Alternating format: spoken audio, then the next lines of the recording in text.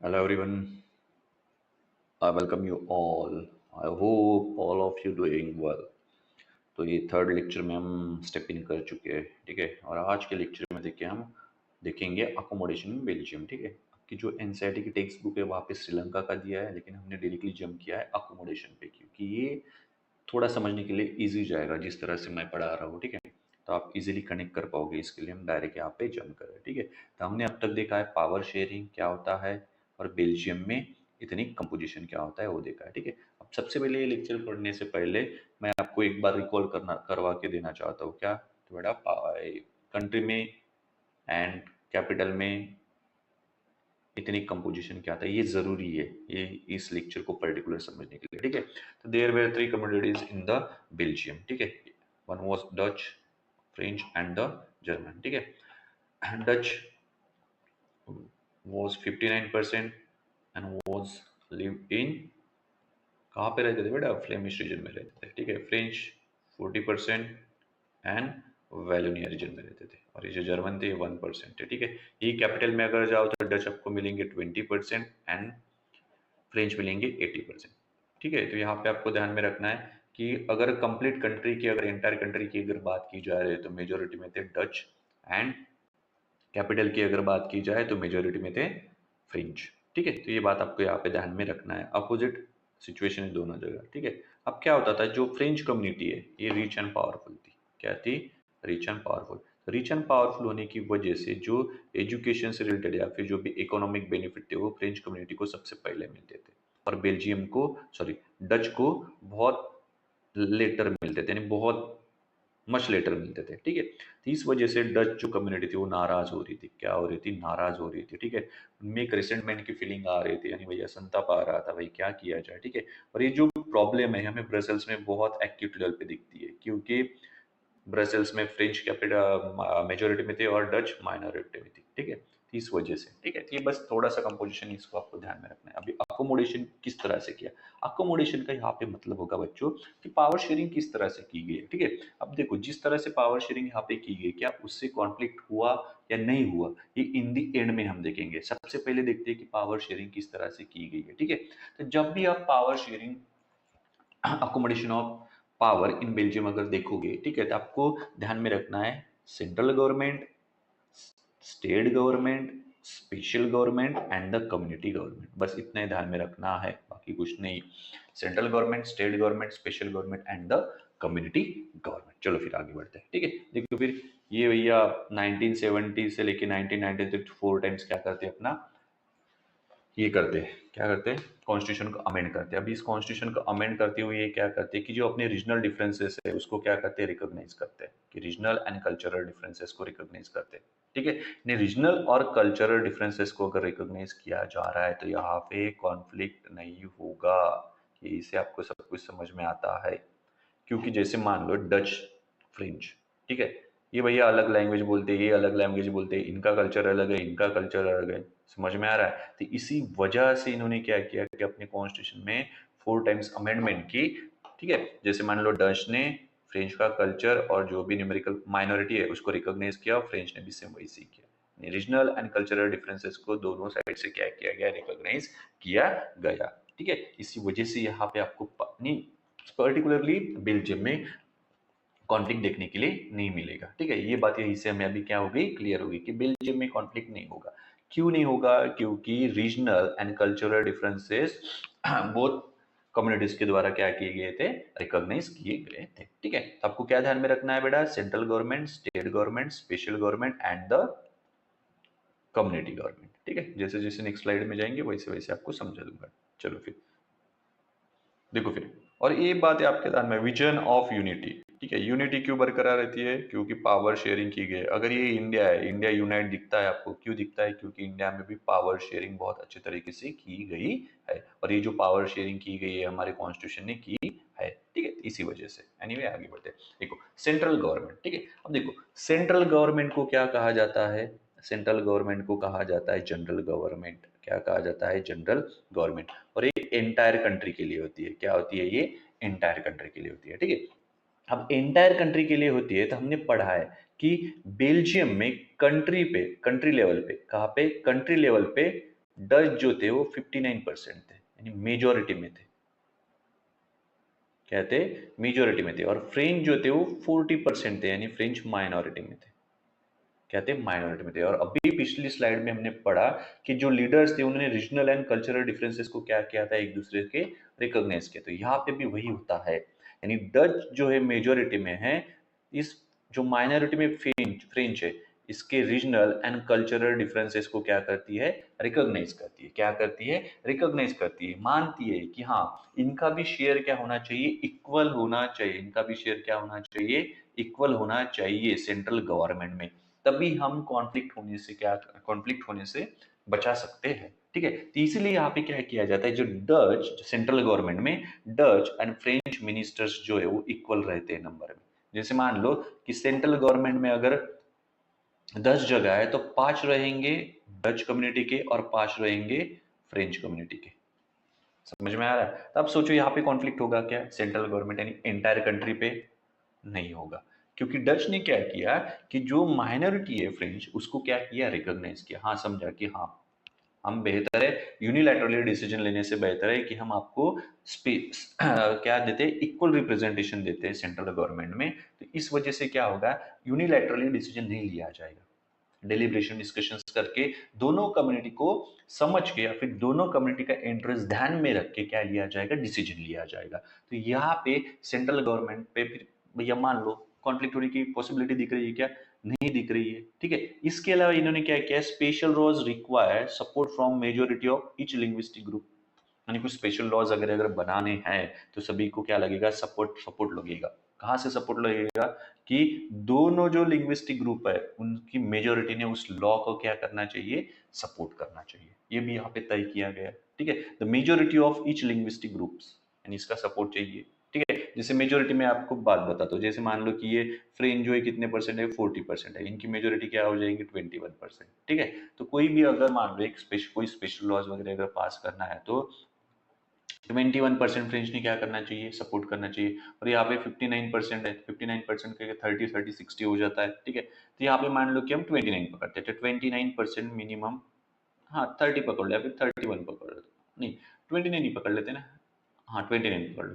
29% कम से कम लोगों ने क्या करना चाहिए, जो भी स्पेशल लॉ या फिर अमेंडमेंट ले आई जा रही है उसको क्या करना चाहिए, सपोर्ट करना चाहिए, majority of each linguistic group, ठीक है। तो यहाँ पे कॉन्फ्लिक्ट होगा क्या, नहीं यहाँ पे कॉन्फ्लिक्ट नहीं होगा। क्यों नहीं होगा, क्योंकि पावर जो इक्वल लेवल पे क्या की गई है, शेयर की गई है, इक्वल लेवल पे क्या की गई है, पावर को शेयर किया गया है। ये हुआ है सेंट्रल गवर्नमेंट पे, ये बात आप यहाँ पे ध्यान में रखो, ठीक है। देखो फिर आगे बढ़ते हैं।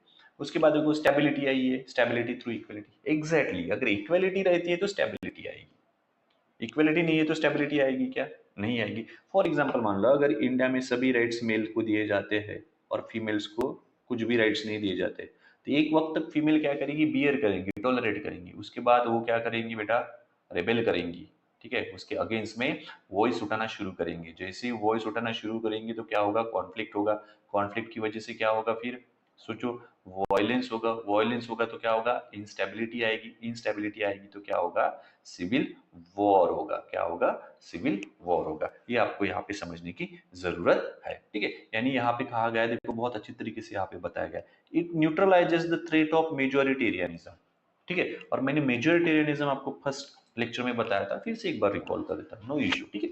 मेजोरिटेरियनिज्म का मतलब इतना ही होता है कि जो मेजोरिटी कम्युनिटी है, मेजोरिटी यहाँ पे लिख देता हूँ थोड़ा मैं, जो मेजोरिटी कम्युनिटी है उसके विल को, उसके इंटरेस्ट को प्रेफर किया जाता है, या फिर उसके विल और उसके इंटरेस्ट को कंसिडर करके ही सब कुछ डिसीजंस लिए जाते हैं।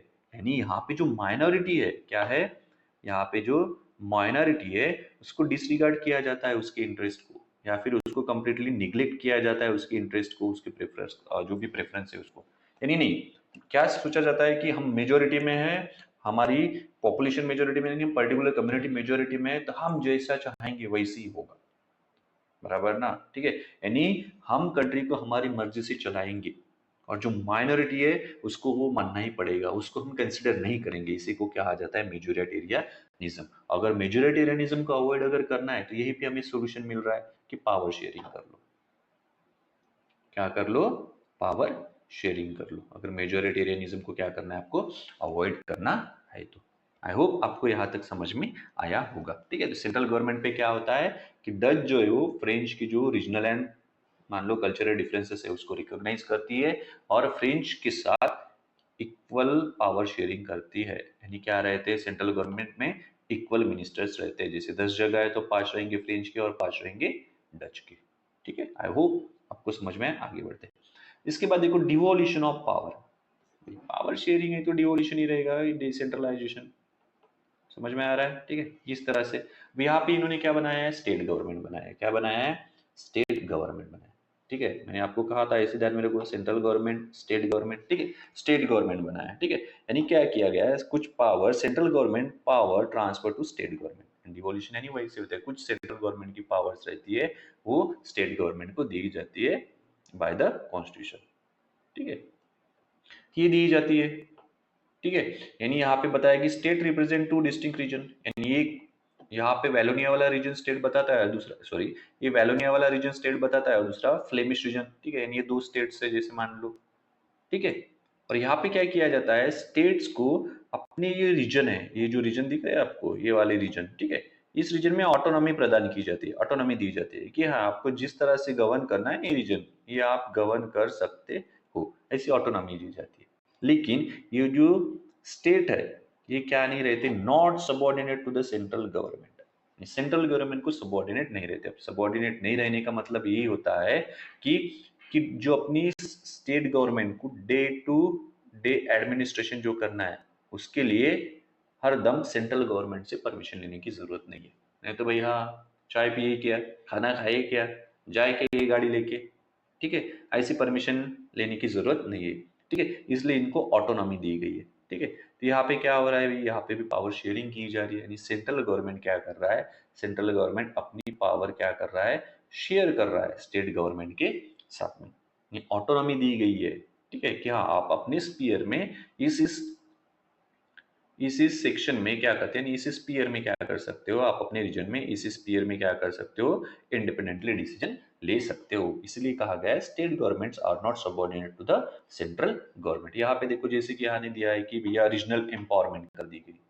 एग्जैक्टली ऑटोनॉमी मिली है, यानी क्या हुई है, रीजनल एम्पावरमेंट करनी, यानी अपने रीजन के लिए बेटा तुमको जो अच्छा लगता है वो डिसीजन आप ले सकते हो, तो सोवरेनिटी प्रदान की गई। ठीक है, यानी आप अपने रीजन में सोवरियन हो। ठीक है, आपको आपके ऊपर कोई अथॉरिटी नहीं है, जिस तरह से आपको डिसीजन लेना है उस तरह से आप क्या कर सकते हो, डिसीजन ले सकते हो। ठीक है, ये लोकल ट्रांसपोर्ट पे अगर लॉ बनाया है तो बना लो बेटा, सेंट्रल गवर्नमेंट वहाँ पे इंटरफेयर नहीं करेगा। एग्रीकल्चर पे बनाना है तो बना लो, इससे सेंट्रल गवर्नमेंट वहाँ पे इंटरफेयर नहीं करेगा। पब्लिक वर्क्स, ठीक है, विदाउट सेंट्रल अप्रूवल इन सब स्पीयर में क्या कर सकते हो, आप लॉ बनाओ, यहाँ पे आपको सेंट्रल गवर्नमेंट के अप्रूवल की जरूरत नहीं पड़ेगी। ठीक है, तो ये क्या हो गए, सोवरेनिटी प्रदान की गई। ठीक है, और इसके अलावा आइडेंटिटी मिल गई, रीजनल आइडेंटिटी। ठीक है, क्या कि हाँ हम फ्लेमिश रीजन से बिलोंग करते हैं, हम वैलोनिया रीजन से बिलोंग करते हैं। ठीक है, लेकिन वो है तो बेल्जियम की, जिस तरह से मान लो कि हम इंडियंस है। ठीक है, हमारी एक नेशनल आइडेंटिटी है इंडियंस। ठीक है, हालांकि अब मैं महाराष्ट्र में रहता हूँ इंडिया में। ठीक है, तो मैं क्या बोलता हूँ, हाँ मैं महाराष्ट्रीय हूँ, लेकिन हमारी आइडेंटिटी क्या है, रीजनल भी है और ऐसे भी है, तो है क्या आइडेंटिटी, इंडियन। ठीक है, हमारी एक ही आइडेंटिटी है, that is we are Indians. ठीक है, लेकिन हम बात करते हुए कहते हैं ना कि हाँ मैं महाराष्ट्र से बिलोंग करता हूँ। ठीक है, तो ये महाराष्ट्रियन की जो आइडिया है वो भी क्या है, रीजनल आइडेंटिटी है, इसको भी प्रोटेक्ट किया गया है लॉ के द्वारा। ठीक है, तो यहाँ पे भी सोचो कॉन्फ्लिक्ट होने की पॉसिबिलिटी दिखाई दे रही है? जी नहीं, बिल्कुल भी नहीं है, क्योंकि पावर जो है वो इक्वल लेवल पे साझा की गई है।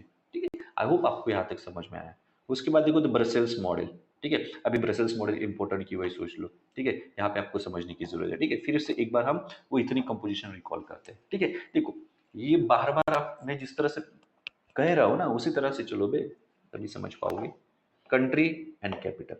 ठीक है, डच 59% फ्लेमिश रीजन में रहते थे। ठीक है, ये फ्रेंच है 40% कहाँ पे रहते थे, वैलोनिया रीजन में रहते थे। ठीक है, यहाँ पे आ जाओ कंट्री पे, तो डच थे बेटा 20% और ये जो अपने फ्रेंच थे ये थे 80%। ठीक है, ये जो सिनेरियो है कंप्लीट यहाँ पे क्या हो जाता है, अपोजिट हो जाता है। तो कॉन्फ्लिक्ट के रीजन डच में भी बन सकते हैं, सॉरी बेल्जियम सॉरी ब्रसल्स में भी कॉन्फ्लिक्ट की पॉसिबिलिटी है, क्योंकि मेजोरिटी में ये है माइनॉरिटी में ये है। अब सेंट्रल गवर्नमेंट है तो इन्होंने भैया बढ़िया से अपने जो रीजनल डिफरेंसेस थे या फिर कल्चरल डिफरेंसेस थे वो डच ने रिकॉग्नाइज कर लिए फ्रेंच की। क्या फ्रेंच सेम करता है क्या, कहाँ पे? ब्रसेल्स में, वो देखेंगे। ठीक है, तो जी हाँ, ठीक है, ब्रसेल्स में क्या किया जाता है, फ्रेंच यानी जो फ्रेंच मेजोरिटी में थे वो भी क्या करते हैं, जो डच कम्युनिटी है उसके कल्चरल एंड रीजनल डिफरेंसेस को क्या करता है, रिकॉग्नाइज करता है। तो उस वजह से जिस तरह से डच ने इक्वल पावर शेयर की थी, यानी इक्वल नंबर ऑफ मिनिस्टर्स रखे थे, कहाँ पे? सेंट्रल गवर्नमेंट, सेंट्रल लेवल पे एंटायर कंट्री के लिए। सेम कैपिटल में जो स्पेशल गवर्नमेंट फॉर्म की जाती है, special capital, separate capital government, special government जिसे कहा गया है, ठीक है, वहां पे भी फ्रेंच क्या करता है, डच के साथ पावर शेयरिंग करता है, यानी यहाँ पे भी इक्वल मिनिस्टर्स रहते हैं। वही सेम, अगर मान लो कैपिटल में अगर 20 जगह है तो 10 रहेंगी डच के और 10 किसके रहेंगे, फ्रेंच के रहेंगे। तो यहाँ पे भी पावर शेयरिंग की कॉन्फ्लिक्ट भैया न्यूट्रलाइज हो जाती है, sorry conflict, sorry I think बोलते बोलते साला मैं किधर चला गया था। एनीवे ठीक है, तो यहाँ पे भी क्या होता है, कॉन्फ्लिक्ट की जो पॉसिबिलिटी है वो भी न्यूट्रलाइज हो जाती है। ठीक है, अब इसको ध्यान में कैसे रखना है, ठीक है, क्या कंट्री वाला ध्यान में रखो, सेंट्रल गवर्नमेंट वाला, ठीक है, फिर स्पेशल गवर्नमेंट वाला आपको ध्यान में रखने की, जो सेंट्रल गवर्नमेंट है उसका अपोजिट आपको स्टेट गवर्नमेंट में रखना है। यानी सेंट्रल गवर्नमेंट पे क्या हुआ था कि Dutch recognise the regional and cultural differences of French, जो माइनॉरिटी में थे, ठीक है, और स्पेशल गवर्नमेंट में क्या होता है, French recognise the regional and cultural differences of Dutch, यानी इस माइनॉरिटी को यहाँ पे कंसिडर किया जाता है, उनकी भी वॉइस प्रॉपर गवर्नमेंट में ली जाती है। तो इस वजह से क्या किया जाता है कि माइनॉरिटी को सप्रेस नहीं किया जाता है, यहाँ पे भी सेंट्रल गवर्नमेंट पे भी और स्पेशल गवर्नमेंट में भी। ठीक है, तो इसी वजह से यहाँ पे जो कॉन्फ्लिक्ट है उसकी पॉसिबिलिटी न्यूट्रलाइज हो जाती है, क्या हो जाती है, न्यूट्रलाइज हो जाती है। ठीक है, अब फ्रेंच ने ऐसा क्यों किया, स्पेशल गवर्नमेंट ने, क्योंकि Dutch speaker did same at the national level, exactly बराबर ना, नेशनल लेवल पे डच ने क्या किया था, फ्रेंच को इक्वल नंबर ऑफ मिनिस्टर्स दिए थे सेंट्रल गवर्नमेंट में, तो सेपरेट गवर्नमेंट में फ्रेंच ने डच को दिए equal number of ministers.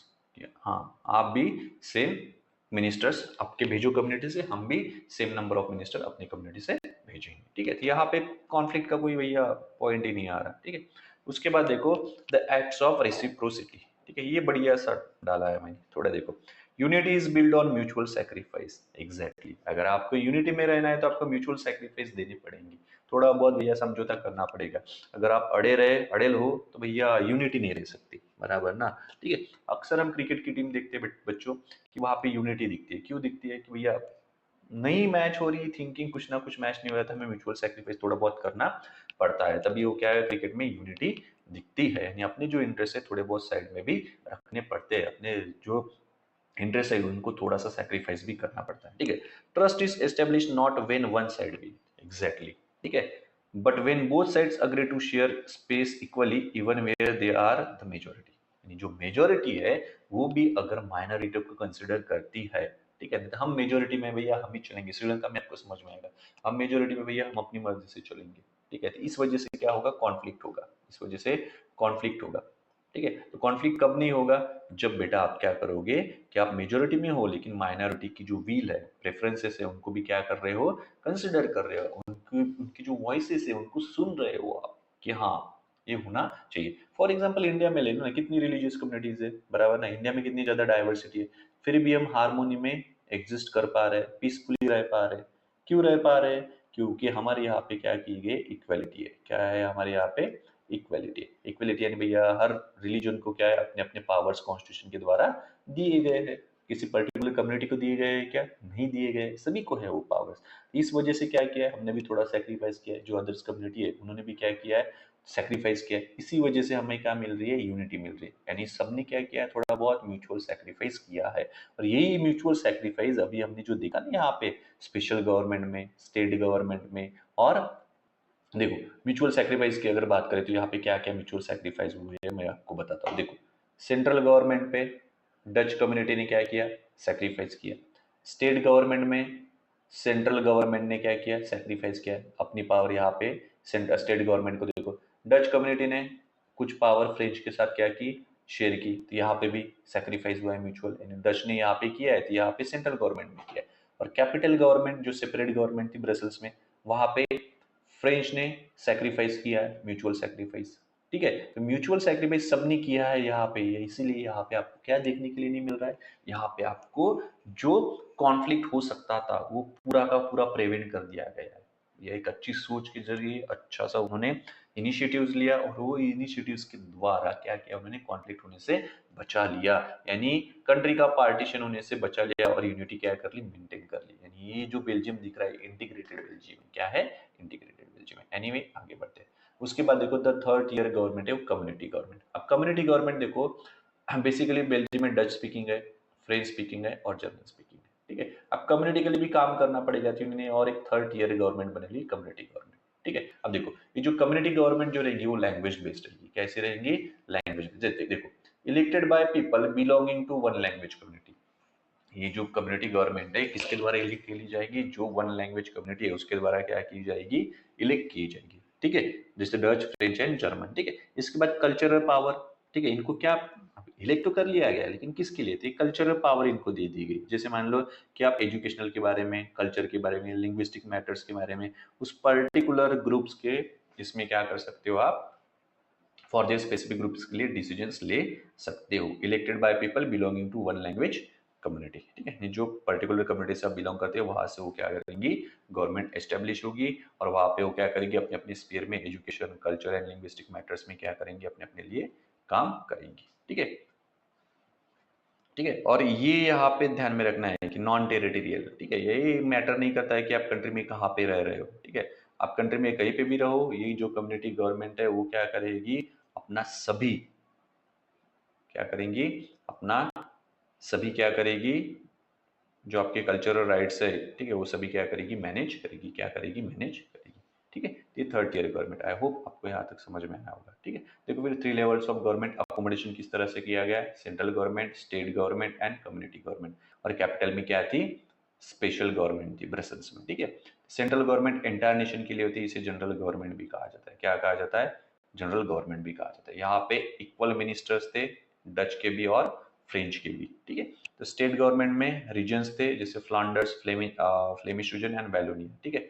Independent थे, क्या थी, इंडिपेंडेंट है। Independent in the sense sovereign थे, सोवरियन इन द सेंस इन्हें क्या मिली थी, ऑटोनॉमी मिली थी, ठीक है। थी नॉट सबऑर्डिनेट थे, यानी भैया डे टू डे एडमिनिस्ट्रेशन में इनको कुछ सेंट्रल गवर्नमेंट से परमिशन लेने की जरूरत नहीं थी, ठीक है। और थर्ड ईयर गवर्नमेंट थी कम्युनिटी गवर्नमेंट, जो लैंग्वेज कम्युनिटीज के बेस पे होती है, यानी कल्चरल एजुकेशनल राइट्स के बारे में वो क्या करने वाली थी, काम देखने वाली थी। आई होप कि आपको यहाँ तक समझ में आया होगा, ठीक है। बहुत सा इजी है, आपको पढ़ते वक्त भी सबसे पहले क्या पढ़ना है, इथनिक कंपोजिशन पढ़ना है। बेल्जियम में Dutch, French and German majority में कहाँ पे थी, माइनॉरिटी में कहाँ पे थी, ये ध्यान में रखो। ये समझने के बाद कॉन्फ्लिक्ट का रीजन क्या था या फिर कॉन्फ्लिक्ट का रीजन क्या हो सकता है, यहाँ पे ये ध्यान में रखना है आपको। तो यहाँ पे कॉन्फ्लिक्ट का रीजन है कि ये रिच एंड पावरफुल थे। कौन रिच एंड पावरफुल थे ये आप मुझे कमेंट में बताओ, ठीक है।